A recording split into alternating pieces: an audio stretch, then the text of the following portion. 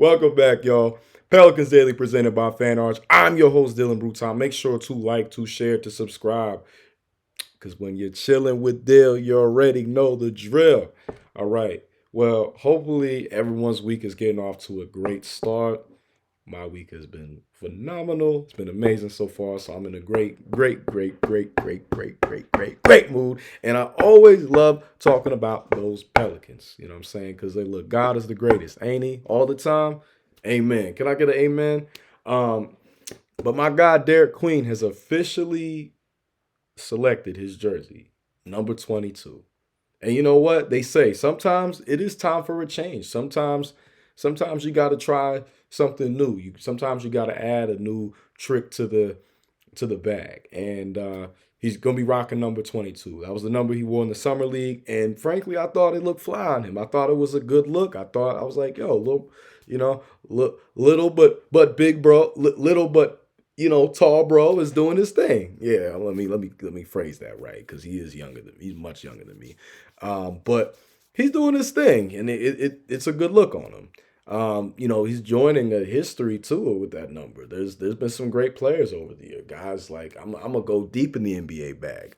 Ricky Pierce, Dave DeBusschere, Michael Redd, Chris Middleton of active players. The late great Elgin Baylor, who probably is the best person to have ever rocked it, or um, Clyde Drexler, and even legends like Moses Malone wore it for a little bit.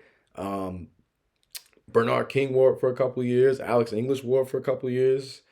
Um, it's a great number. I think it's gonna look fly on him, and there's gonna be a lot of number 22 jerseys up at Smoothie King and up everywhere else. And I will say, I know it's like a stupid thing to nitpick, or like just a very minuscule thing in the grand scheme, but I cannot stand when I see these players pick these ugly jersey numbers. Like, what are Ace Bailey and VJ Edgecombe doing?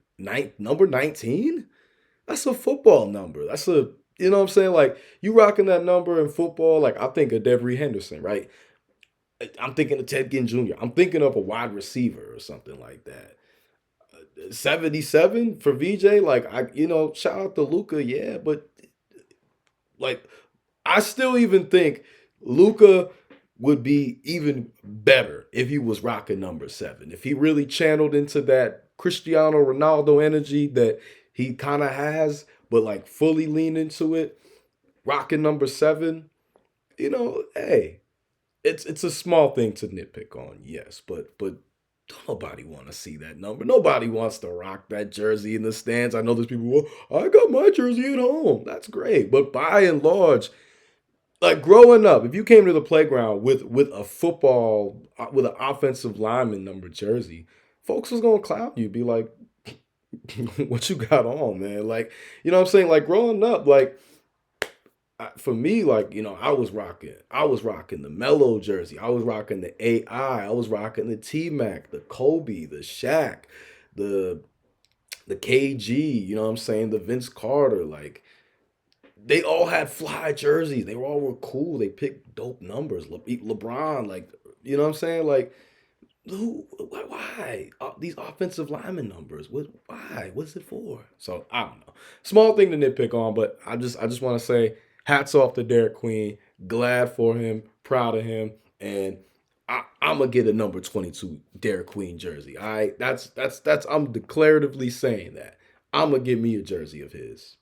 You can you can stamp that when I get it. I'm a rocket for some episodes, especially the more he's out there balling and getting buckets. Got to just got to off GP. All right, but dang, what's going on, computer? There we go. Speaking of off GP, well, unfortunately, luck be a lady tonight because we have one of the hardest paths in the NBA Cup of any team out there. And I know some people like myself are probably still like, the NBA Cup even just being a thing is it's crazy. Like, look, I'm not knocking it, right? It's a business, right? Sports, it's still entertainment. It's still a business. They gotta find ways to make money. And it's a dope concept, but it's also like it's just all these different things. Like just give us a good basketball product. That's really all the fans want. Like I don't know. I feel like this is my personal stance.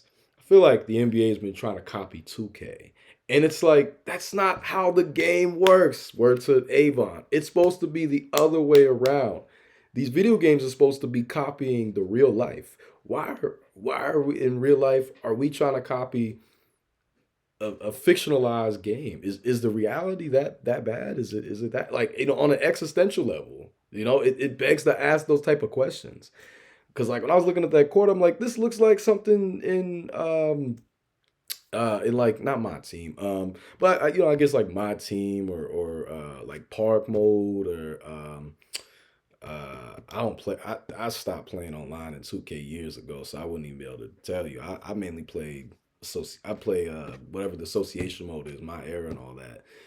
But I'm like, this looked like a court from 2K when I saw that. I'm like, what's going on? What happened to the game that I love? Like, maybe I'm getting old. Maybe I am a geezer. You know what I'm saying? But I'm just like, there's just too much going on. Like Adam Silver, you're doing a little too much, my guy. Just calm down. Hold your horses. Hold your horses. But yeah, what we cannot hold our horses on is the fact that we have a very difficult path in this NBA Cup. We are last year we went 1-3, which was dead last. Which, I mean, granted, that was just the nature of last year for us. And we were in the West Group B. This year, the West Group B is going to have Memphis, Dallas, the Lakers, and the Clippers, which I feel like is a very interesting assortment of teams, given that, you have some division overlay and then you don't with the Lakers and Clippers. But our first game is going to be against the Clippers, which is going to be on October 31st, Halloween, playing against CP3. That's going to be an emotional game. That's going to be, because this is going to be his retirement tour. This is his last year. So that's going to definitely be an emotional game. The team that drafted him versus the team that traded for him, where he experienced, the most amount of, well, he never got past the second round in either. So I guess you could say it's kind of equal about his playoff success. Oh, that's so sad. And then the next game we're gonna be playing against, but yeah, the Clippers. I mean, Clippers got a nice team with Harden, with Kawhi, with now John Collins. They don't have Norman Powell anymore, but they still have a very talented roster on their head. Oh, Bradley Beal. I mean, they're loaded. They're gonna be fine. They got a great team.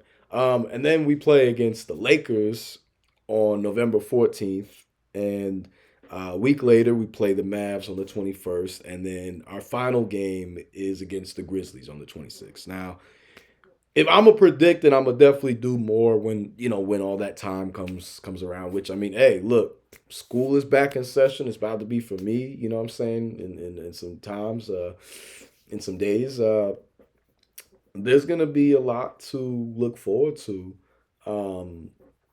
in terms of this, right?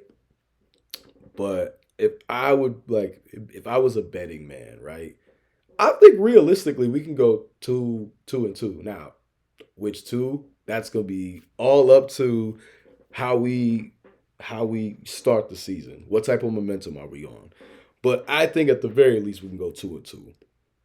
Maybe even 3-1, depending on, again, how well we play. Because the only team that I really think out of those is um like a championship contender, or just a real contender in the West is the Clippers.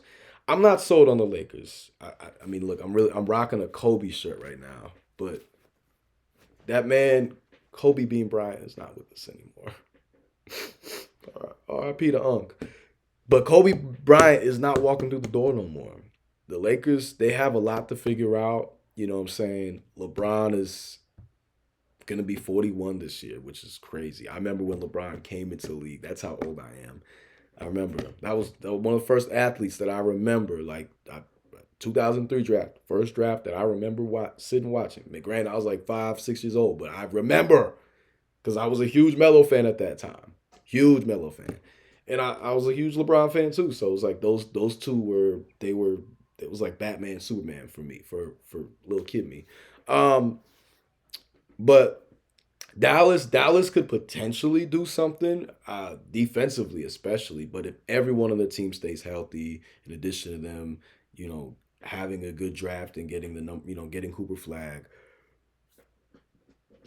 but they also have a lot of health issues too. So we just don't know. And with the Grizzlies, I'm not worried about them at all. I think we win that game. Yeah, granted, yeah, they got a lot of draft capital to do something.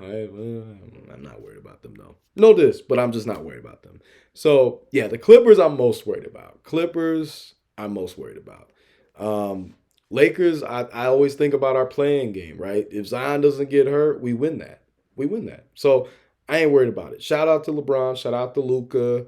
You know, Luca's a great player, but his conditioning. I mean, I know. Granted, he's and I saw. Okay, I do want to address something. So, because I saw, this is not to get too off topic, but I saw people throwing shots at Zion for, it was a picture of Zion with some friends, and it was at some party, and people going, "Oh, he's not taking the offseason seriously." I'm like, pause because I'm not, looking at another man's body, but he don't look fat. He don't look overweight. Nothing. Like I don't. This notion that he's like this slobbering Norbit or something like that. I'm like, that couldn't be any further from the truth. I was like, again, pause. But he looked cut. He looked sturdy, Aki in shape, and far more tone than Luca. If we're gonna be comparing men's bodies, pause. Pause to this whole combo.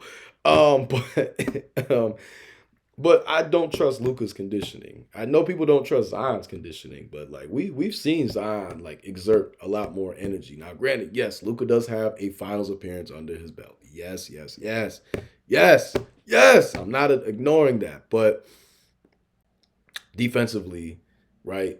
Luca was a liability that entire time, which is why the Mavs dumped him, which is why they got rid of him. It's you don't get rid of a 25-year-old superstar unless there's a reason. And they got rid of him. They said deuces, pack your bags, go to LA. You go from Dallas to LA. I mean, that's great cities either way.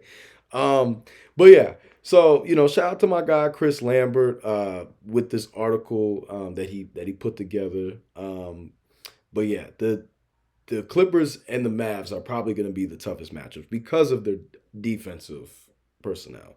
So the Clippers last year had the third highest rating, which was behind only OKC and Orlando. And they lost. Yes, they lost Norman Powell, went to the Heat, which I'm intrigued to see what he does over there. But they got John Collins at power forward, which that's good for them because now you have a lineup with Zubac and Collins. So you finally have two bigs. You can put Kawhi in his natural spot back at the three because he would be at the four sometimes, so they could have him, Harden, and Powell all in the same time. Um, and with Dallas, I mean, they got Daniel Gafford, they got Derek Lively, Najee Marshall, Olivier Maxon Prosper. They should still have Max Crispy unless he went elsewhere. Clay Thompson, who's one of the best 3-and-D players of all time. I don't care what no one says, but all time. Go look at the stats. Go look at the film. And then to top it off, they got pause my mind.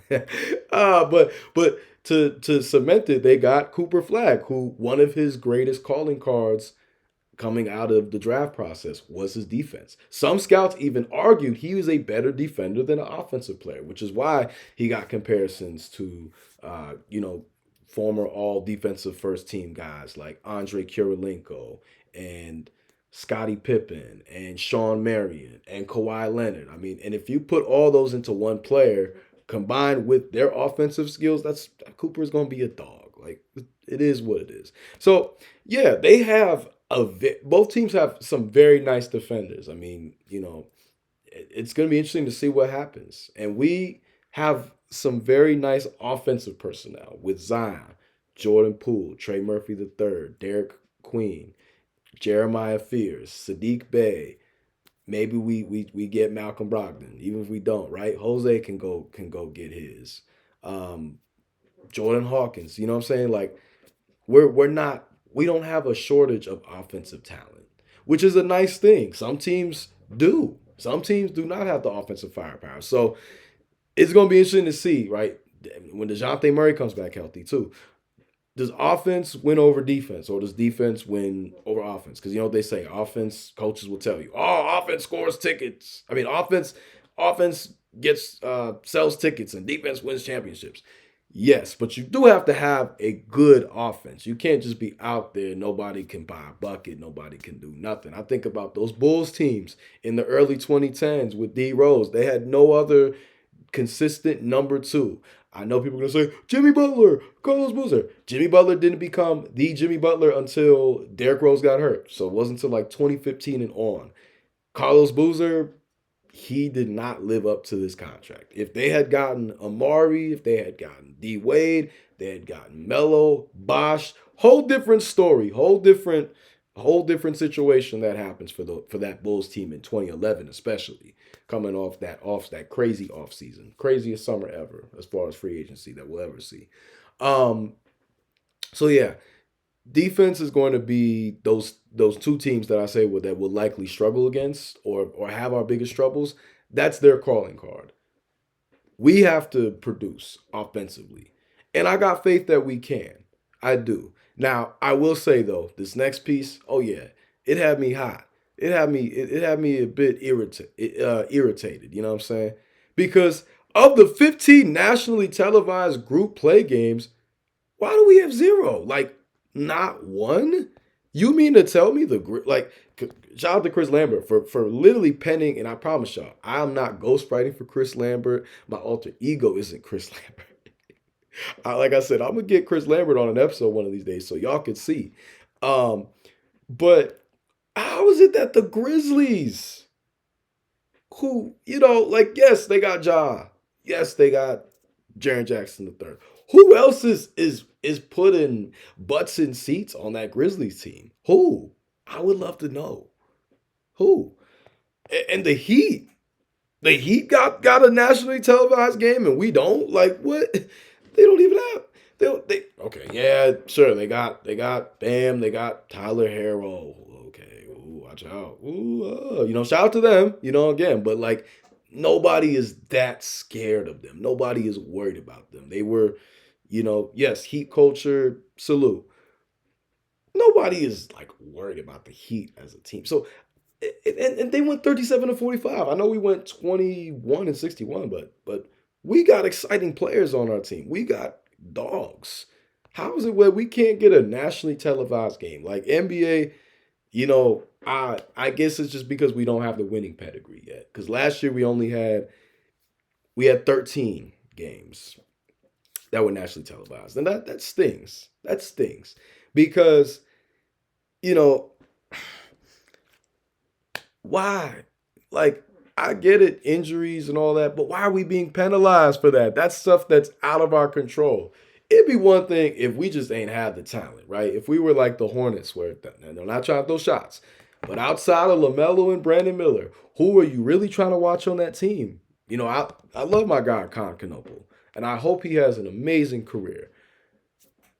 But he's not more exciting than Jeremiah Fears.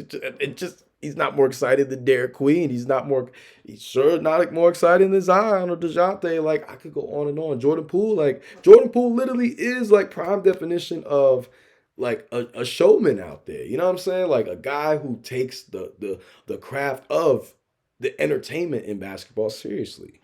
Um, so yeah, I just don't feel like overall I guess maybe you know what though. Here's what I'll look at it as. We just got to get our weight up because right now it's nothing but the hate up. The hate is winning right now, but it's not going to win when we go out there, we ball out, we show the world that this is a whole new team. This ain't the same Pelicans of yesteryear, and we going to get ours. Seriously, we're only aiming for the top. We're only shooting for the moon. So if we miss, we're amongst the stars, like the great Beanie Siegel said. So, I chalk it up to that. But personally, like, why wouldn't you have the Clippers game on TV, right? Knowing the history, knowing this is CP3's last year. Why wouldn't you have the Lakers game, Zion versus LeBron? I mean, like, I I don't work in the marketing department of the NBA. I don't work with the scheduling committee. But I would love to know like the thought process. I would. These are questions that Ja Rule might not even have answers for. So we'll see how everything plays out. But yeah, I was needless to say a little bit disappointed, or not a little. I was very disappointed because I'm just like, dang, like, do we just do we just not matter? But it's like, you know what? Cool. We gonna go out and show y'all. And when we do, again, I don't want to hear no, oh, wait, those Pelicans are really nice. Been trying to tell y'all. Y'all ain't want to listen. Told you so. But let me get to my favorite part of the video. Responding to y'all. Um, again, like I said, I'm a video back. I'm gonna just I don't know. I'm debating. I'm just might couple it all up. But I'm just trying to be a lot more time efficient with these. You know what I'm saying? To give y'all only the quality. Not saying that I don't deliver quality, but give y'all something that's a little bit more condensed. But first, my guy Christopher Church, who always shows love. Shout out to him. 2653 said, "I can't believe Jose is questioned. He's proven himself already. He is a fan favorite, which is more important for me. Hawkins' back injuries are concerning for me. If it's between Jose and Hawk, I take Jose. He got a lot more fans than Hawk. We be pissed. We just saw TJ McConnell ball out. He is who Jose is like." Well, Chris, as always, Christopher, I appreciate your analysis. I appreciate your comment. Like, again, you really take the time every video to show love and show support. And I know you really love the Pelicans. I know you love the team. I know you 10 toes down. Um, that was in response to me saying that there might be some slight pressure on Jose. And it's kind of tough because it's like Jose played well last year when we weren't doing good, but people say all the time, like, nothing is worse than empty calorie numbers because it doesn't lead to winning. It's not conducive to anything beneficial in the long run. And I hear that. And I wasn't over here with the mindset of like I want Jose to retire as a Pelican. That's my stance. If people want to know where I stand on Jose, please allow him to retire with us. I do love Jordan Hawkins, but yes, back injuries are nothing to scoff at because uh, a guy like Isaiah Thomas, it's not the late great, he's still with us, not the Detroit Pistons, but the former Celtic, Sacramento Kings, Suns, Cavs. He's on the Hornets a little bit. I mean, he should. I don't get why a team can't find a usage for IT right now. Like, just as an off the bench scorer and as a veteran leader, I don't understand that personally. But that 2016 2017 year was special. That was my senior year of high school. I've been a big IT fan since he was at UW. Legendary Seattle Hooper as well. I mean, living in the West Coast, I know about a lot of the West Coast Hoopers. So shout out to him. But back injuries, right? That's why he was never the same player after that. It's unfortunate because he could have maybe really done something in Cleveland after they made that trade for Kyrie. But it's back injuries. Back injuries as a guard especially is tough to deal with. So yeah, I do hear you on that. Like, Jordan Hawkins definitely does have some pressure, and there are some concerning things with those back injuries with him. So hopefully he stays healthy. My guy McPhee Media, yo, got some juice for you. Jeremiah Fear said he was all aboard with the Pelicans because the Pelicans said they would let him show what he's capable of, aka he can play backup point. This is from the Ops Pod, where Jeremiah Fears shares his dunk contest requirements, his NBA draft night, and beating Mike and UD one-on-one. So that's Mike Miller and Udonis Haslam. Shout out to them. I've watched a couple of their clips. I need to like sit and watch an episode. I'm gonna watch that episode though. But nah, exactly. I mean, to to McPhee said, I listened to the whole thing because Christopher said he was probably told he'll have a chance to compete, which, yeah, I can imagine that being the sales pitch that President Dumars and Troy Weaver, said to Jeremiah Fears and his team. Um, And a lot of people forget that Mike Miller is I think he's like the godfather, like uncle to not by not by blood, duh, but you know what I'm saying, like that's like his, that like Mike Miller's his OG. Um, but he said, in response, McPhee said, I listened to the whole thing and it sounded more like he still needs to prove himself and he knows that by playing defense, etc. So, yeah, no, I mean, I think we hit it out the park getting Jeremiah Fears. That was the guy that I wanted us to get. That was the guy I was clamoring for the most. The guy that I said has one of the highest ceilings in this draft and who could be a face of the team type of player. Maybe even more. He's got personality, he's got swag, he's got the game, he's got a fearlessness, and it goes perfect with his name, Jeremiah Fears. He rocks number 0, 0 fears. I mean, it couldn't be a better situation and setup. Um, but yeah, I mean, I do feel that because it's like he has a lot of potential. I when I did my scouting report on him, I said that given he's been compared to guys like John Wall, Jamal Murray, um, Jordan Poole, right? Anywhere in that range is a very talented player. Even going back in the day, they threw Doc Rivers' name up there, and I'm like, okay, now if you take the athleticism and point guard ability of John Wall with the shooting and scoring ability of Jamal Murray and the handles of a John Wall or a Jordan Poole, that's a damn good player. That's okay. Sorry, not even damn good. That's an amazing player right there. That's an All NBA caliber player. You put all those combined, and with the IQ, the IQ on court of a Doc Rivers, that's a great pick. And then I even saw Stephen A. going as far as saying that he reminded him of Kyrie. I mean, if we get a Kyrie light even version, it's over. It's over. So yeah, I appreciate McPhee. Thank you for commenting and thank you for that. I'm gonna definitely check that episode out because I know, like, again, with his relationship with Mike Miller, that being like his godfather, mentor, coach, uncle of sort.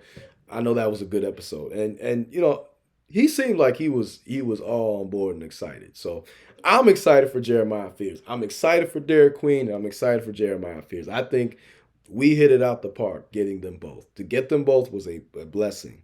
It was an absolute blessing. And last but never the least, but this was a really nice comment. No way 9681. I listen daily, bro. Keep it up. Stay on their necks. Much love, no way. Look, hey, there's no way that I won't. You see what I did there? Look, that's love that you listen daily, and I appreciate everyone who is tuning in daily. Again, that it means the world to know that. Like, truly and sincerely, I love talking with y'all. Love talking ball. Love infusing life and music and other things of that nature. Because you're chilling with Dill. I mean, you might as well. Those are the things that I'm passionate about.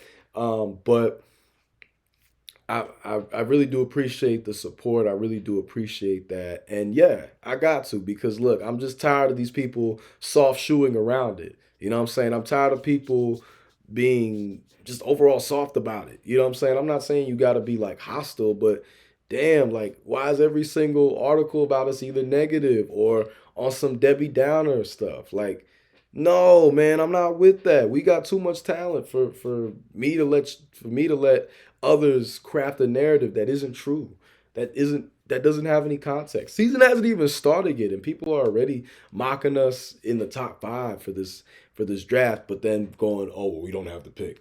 Like, man, if y'all don't get out of here with that BS, y'all don't get out of here with that mess.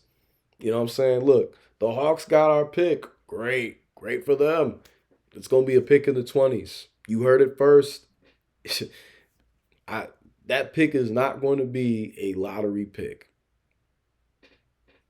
And it's for damn sure not gonna be no top five pick. So they got our pick. And we got Derik Queen. So I don't want to hear it. Shout out to Asa Newell. I'm hoping he balls out, but he's not gonna be better than Derik Queen. So anyway, I've said my piece. I've said what I needed to say. I appreciate the support, appreciate the love. Let's keep it rocking and rolling. And stay tuned for more because there's going to be a lot more great content to cover, talk about, especially as we get closer and closer. It is fall time, so the season is sooner than later. So stay tuned. There's a lot more to do. But y'all have a great rest of y'all week. Continue to be blessed. Try to bless other people in your life too. Much love. Ciao.